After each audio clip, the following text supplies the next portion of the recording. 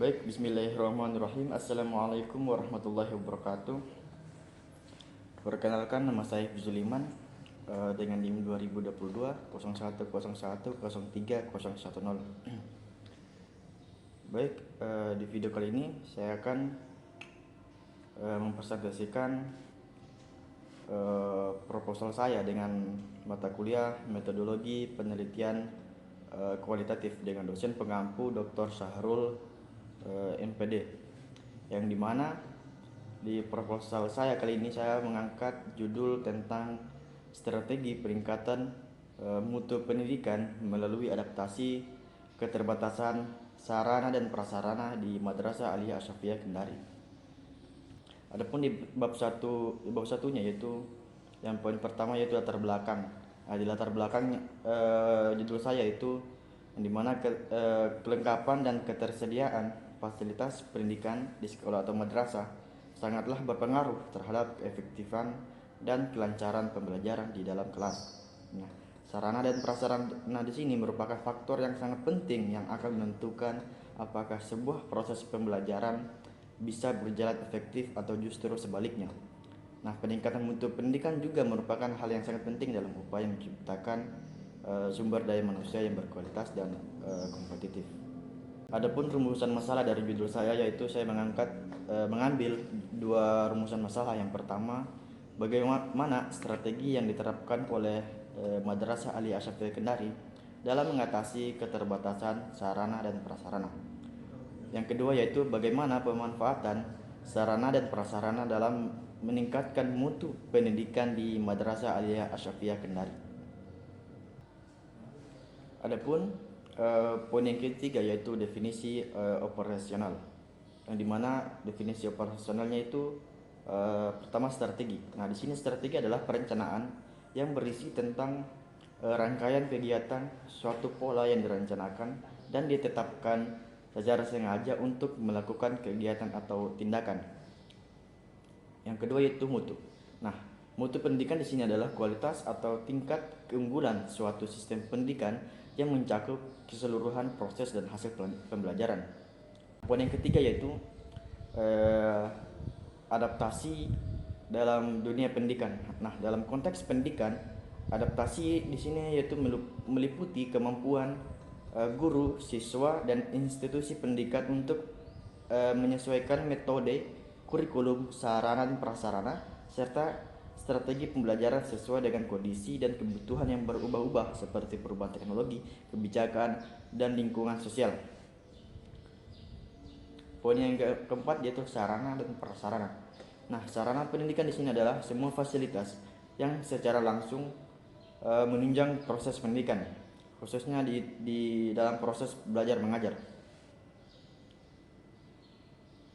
Sedangkan prasarana pendidikan adalah fasilitas yang secara tidak langsung menunjang jalannya proses pendidikan atau pengajaran. Selanjutnya, poin yang keempat yaitu tujuan dan manfaat penelitian. Nah, tujuan penelitian saya yaitu untuk mengetahui bagaimana strategi yang diterapkan oleh Madrasah Aliyah Asyafiyah Kendari dalam mengatasi keterbatasan sarana dan prasarana. Poin yang kedua yaitu untuk mengetahui bagaimana pemanfaatan sarana dan prasarana adalah dalam meningkatkan mutu pendidikan di Madrasah Aliyah Asyafiyah Kendari. Adapun manfaat penelitian saya yaitu ada dua, yaitu manfaat teoritis dan manfaat praktis.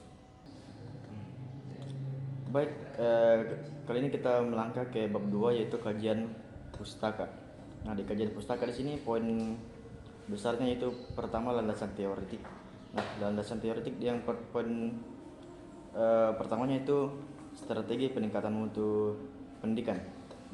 Kepala madrasah di sini perlu menerapkan berbagai strategi untuk meningkatkan mutu pendidikan, termasuk pengembangan kompetensi guru, pembinaan siswa, dan menjalin kemitraan dengan masyarakat serta lembaga lain.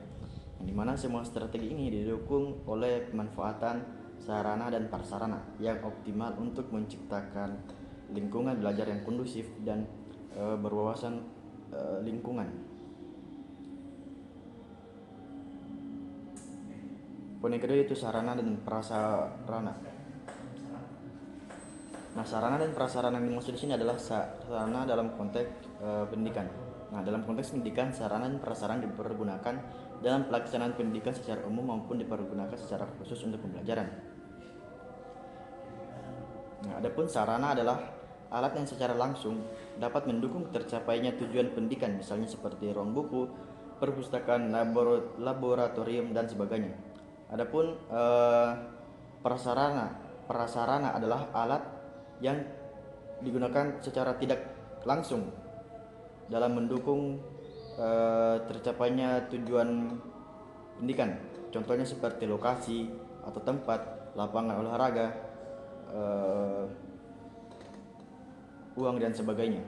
Selanjutnya poin ketiga yaitu tujuan dan manfaat sarana dan prasarana. Pengelolaan sarana dan prasarana pendidikan tujuannya secara umum yaitu memberikan fasilitas dan pelayanan secara profesional di bidang sarana dan prasarana di sekolah dalam rangka terrealisasinya proses pendidikan di sekolah secara efektif dan efisien. Adapun tujuan sarana dan prasarana yaitu pertama, agar mengusahakan pengadaan sarana dan prasarana pendidikan dengan sistem perencanaan dan pengadaan yang terstruktur dan seksama. Poin yang kedua yaitu mengusahakan penggunaan sarana dan prasarana atau kelengkapan sekolah atau madrasah secara tepat dan efisien. Yang ketiga yaitu agar memberi jaminan kesiapan operasional peralatan supaya mendukung lancarnya pekerjaan. Yang pun manfaat sarana dan prasarana yaitu yang pertama yaitu menyiapkan data dan informasi dalam upaya penentuan dan penyusunan rencana barang. Yang kedua yaitu menyajikan data dan informasi supaya dijadikan bahan atau pedoman dalam pengarahan pengadaan barang. Yang ketiga yaitu menyajikan data dan informasi untuk dijadikan bahan atau pedoman dalam penyaluran barang. Yang keempat yaitu menyajikan data dan informasi dalam penentuan keadaan barang sudah lama atau rusak.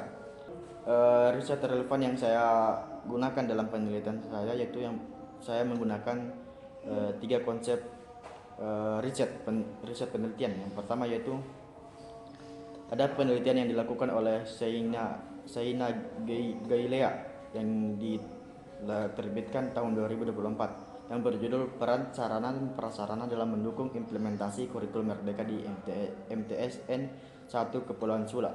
Yang penelitian yang kedua yaitu penelitian yang dilakukan oleh Eka Asri Pratiwi, Ali Imron dan Joharyanto yang dilakukan di tahun 2023 yang berjudul Strategi Pengelolaan Sarana dan Prasarana dalam menunjang kualitas pembelajaran di SMA Negeri 1 Tumpang.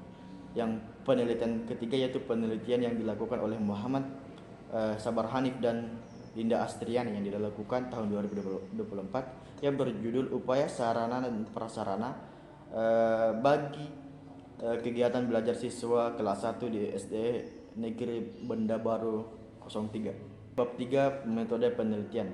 Nah, di metode penelitian di sini saya menggunakan penelitian kualitatif yang dimana jenis dan pendekatannya yaitu penelitian deskriptif kualitatif.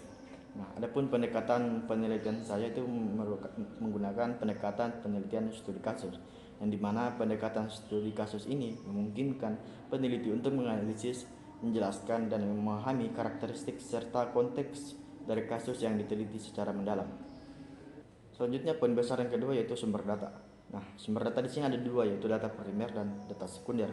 Data primer di sini adalah data yang dikumpulkan langsung dari sumber pertama atau asli dalam sebuah penelitian atau investigasi. Yang kedua yaitu data sekunder. Nah, data sekunder di sini adalah data yang didapatkan secara tidak langsung dari objek penelitian. Contohnya seperti literatur, seperti buku, jurnal, artikel ataupun dari sebuah referensi yang sama dengan yang sedang diteliti.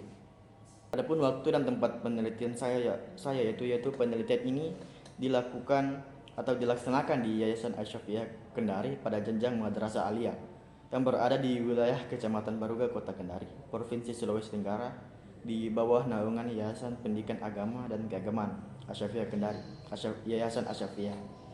Yang lokasi ini terletak di Jalan Pasar Baruga nomor 15, Kecamatan Baruga, Kota Kendari, Sulawesi Tenggara, yang dimana penelitian ini terhitung sejak tanggal 17 Maret 2025. Adapun teknik pengumpulan data yang saya gunakan ada 3 teknik. Yang pertama observasi, wawancara, dan dokumentasi. Nah, di teknik analisis data di sini ada 3, yaitu reduksi data, penyajian data, kesimpulan data. Nah, reduksi data di sini diartikan sebagai proses pemilihan, pemusatan, perhatian, dan penyederhanaan, pengabstrakan dan transformasi data kasar yang muncul dari catatan tertulis di lapangan. Sedangkan penyajian data di sini adalah sebagian sekumpulan informasi tersusun yang memberi kemungkinan adanya penarikan kesimpulan dan pengambilan tindakan. Dan yang terakhir yaitu kesimpulan data. Nah, kesimpulan data di sini adalah suatu gambaran yang utuh dari objek yang diteliti. Di mana cara penarikannya kesimpulan ini didasarkan pada gambaran informasi yang telah disusun dalam bentuk yang ada di dalam penyajian data. Baiklah, cukup sekian presentasi yang dapat saya jelaskan. Kurang dan lebihnya mohon dimaafkan. Billahi taufiq wal hidayah. Wassalamualaikum warahmatullahi wabarakatuh.